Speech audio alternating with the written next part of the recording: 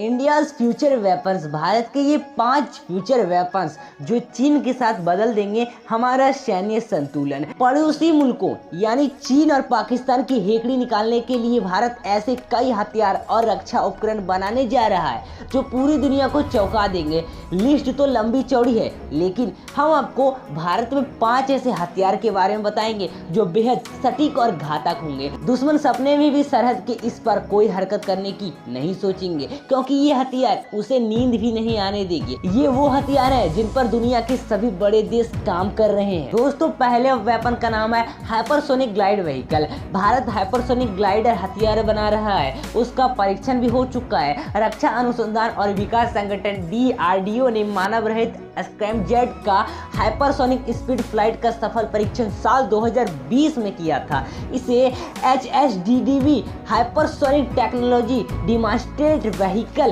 कहते हैं। Hypersonic speed flight के लिए मानव रहित स्क्रैमजेट प्रदर्शन विमान है। जो विमान 6126 से 1251 किलोमीटर प्रति घंटा की रफ्तार से उड़े उसे हाइपरसोनिक विमान कहते हैं। भारत के HSDDV का परीक्षण 20 सेकंड से भी कम का समय था। हालांकि फिलहाल इसकी गति करीब 7500 किलोमीटर प्रति घंटा थी, लेकिन भविष्य में इसे घटाया और बढ़ाया भी जा सकता है। इस यान से यात्रा तो की जा सकती है, साथ ही दुश्मन पर पलक झपकते ही बम गिराए जा सकते हैं, या फिर इस यान को ही बम के रूप में गिराया जा सकता है। दोस्तों, दूसरे वेपन का नाम है ब्रह्मोस। हाइपरसोनिक मिसाइल भी तैयार हो रही है। रूस और भारत मिलकर ब्रह्मोस 2 हाइपरसोनिक मिसाइल बना रहे हैं। इसमें वही स्क्रैमजेट इंजन लगाया जाएगा जो इसे शानदार गति और ग्लाइड करने की क्षमता प्रदान करेगा। इस मिसाइल की रेंज अधिकतम 600 किलोमीटर होगी, लेकिन इसकी गति बहुत ज़्यादा होगी। यह मैक 7 यानी 8575 किलोमीटर प्रति घंटा की रफ्तार से दुश्मन पर धावा बोलेगी। इससे जहाज, पनडुब्बी विमान या जमीन पर लगाए गए लॉन्च पैड से जागा जा सकता है। दोस्तों, तीसरे वेपन का नाम है directed energy weapons. Directed energy weapons DEW ऐसे हथियार होते हैं जो किसी खास प्रकार की ऊर्जा को एकत्रित करने पूरी ताकत के साथ किसी एक टारगेट पर हमला करते हैं। इससे वह टारगेट या तो जल जाता है या फिर उसकी इलेक्ट्रॉनिक तकनीक, संचार सिस्टम, नेविगेशन प्रणाली आदि बेकार हो जाती है। इससे वह दिशा भ्रमित हो जाती है, अपने वेस में कनेक्ट नहीं कर पाती है। एंड DEW से 2 तरह के हमले किया जा सकते हैं। पहला तो लेजर लाइट और दूसरा इलेक्ट्रोमैग्नेटिक तरंगे।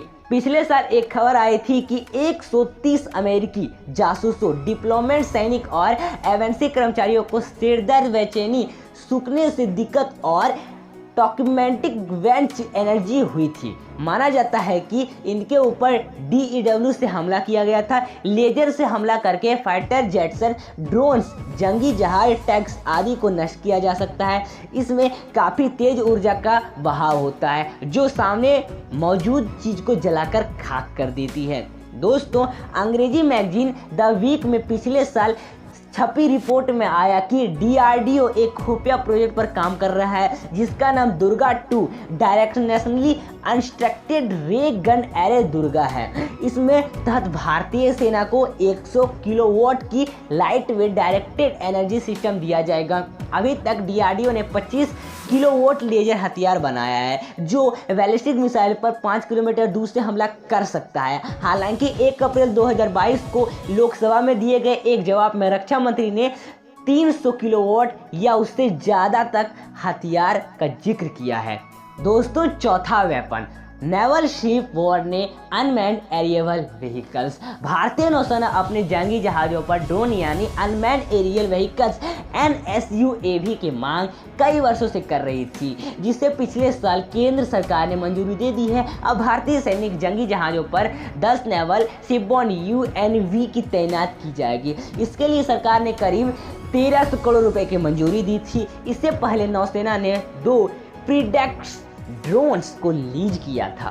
भारतीय नौसेना अमेरिका से की गई गर्जियन सी गार्डियन ड्रोन हासिल करने का प्रयास भी कर रही थी। हालांकि अब ये भी माना जा रहा है कि देश में किसी कंपनी को नौसेना के लिए ड्रोन यानी मानवरहित विमानों की सप्लाई करने के लिए कहा जाए, क्योंकि भारत सरकार लगातार मेक इन इंडिया हथियार और रक्षा उपकरणों पर जोर दे रही है। नौसैनिक ड्रोन से निगरानी, हमला और जासूसी से आसानी हो जाएगी और समुद्र में बैठे बैठे नौसैनिक दुश्मन की जमीन पर ड्रोन के जरिए नजर रख सकेंगे। दोस्तों, 5वें वेपन का नाम है लाइट वेट टैंक। भारतीय सेना पहले रूस के हल्के टैंक स्प्रंट लाइन टैंक के बारे में विचार कर रही थी, लेकिन जब डीआरडीओ को लॉर्सन एंड ट्रूबो मिलकर ब्रजा हाविटजेट को हल्के टैंक में बदलने का प्रयास कर रहे हैं। 155 किलोमीटर कैलिबर वाले ब्रज हाविटजर से बनाए गए हल्के टैंक का फायदा ये होगा कि उसे ऊंचाई वाली रणभूमि तक पहुंचाया जा सकता है।